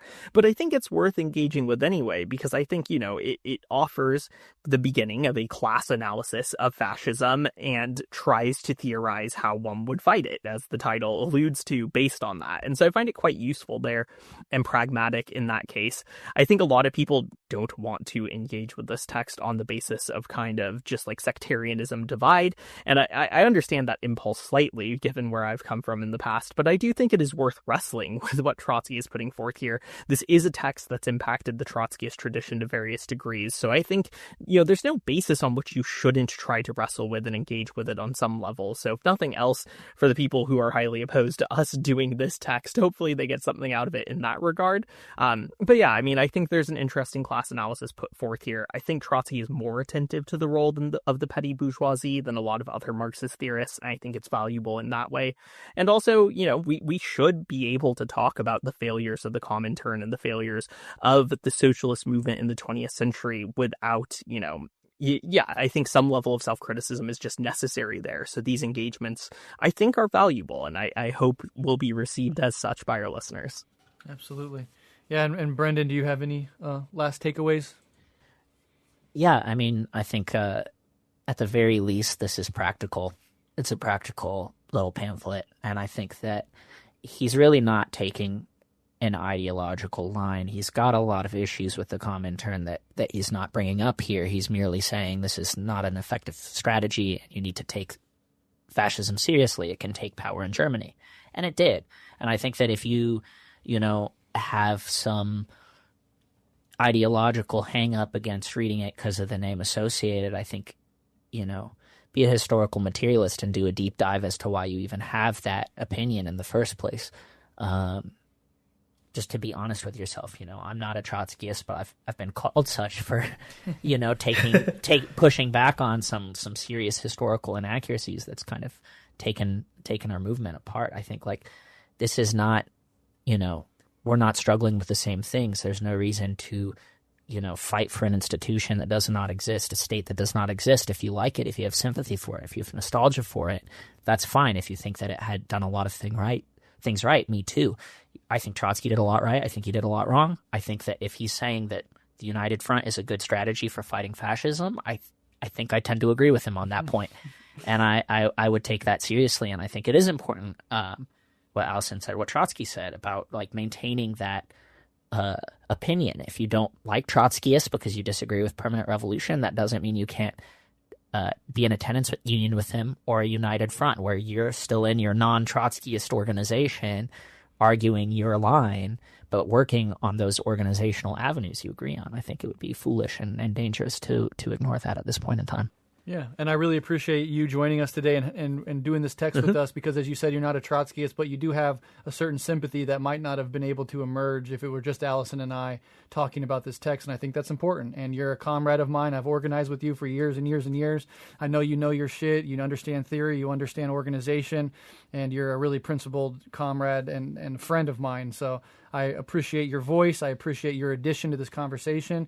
And yeah, we can disagree. We're fucking adults. We can read things that are outside of our exact ideology. We can disagree with each other with love in our hearts, and we can figure this fucking thing out. Because if we're going to continuously split off into smaller and smaller groups, if we're going to be smug assholes to one another, we're going to be fucking crushed. And so having an open heart and an open mind, talking about these things, being able to disagree without your ego getting into it, I think those are crucial, and hopefully we displayed a little bit of that here tonight. So thank you, Brendan, so much for joining us. Thanks for having Alyson, me. as always, thank you. And I hope people found this useful. We'll be back soon to talk with you more. Stay safe out there. Love and solidarity.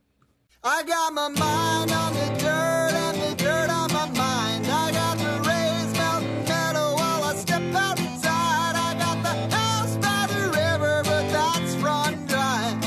It's later than I thought, had to check the time. Pour one out for the hungry one. She was screaming in the road where the light don't come. When I showed up, he took off running, but that's just luck. Here in the dark, we see clear for once. And I ain't tough. I roll the dice and hope I don't get stuck. But catch one sharp edge and don't ever get up. No time for what's fair, what's true is enough.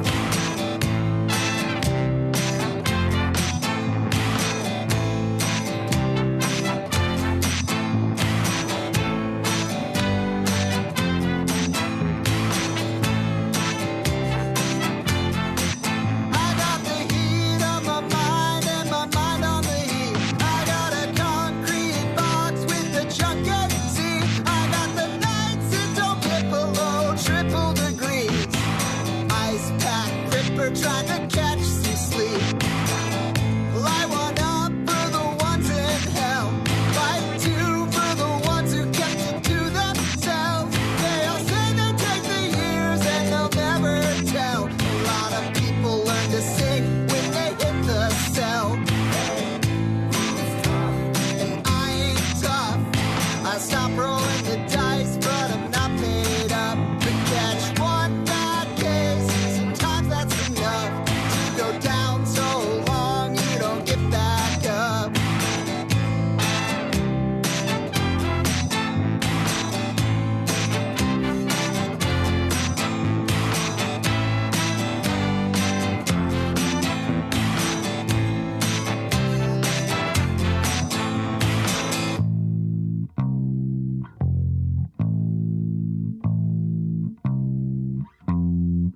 I got my mind on the dirt. I got my mind on the dirt. I got my mind on the dirt. And I ain't tough. And the river run dry. And I ain't tough. Pour one out for the ghost. And I ain't tough. And she was screaming in the road.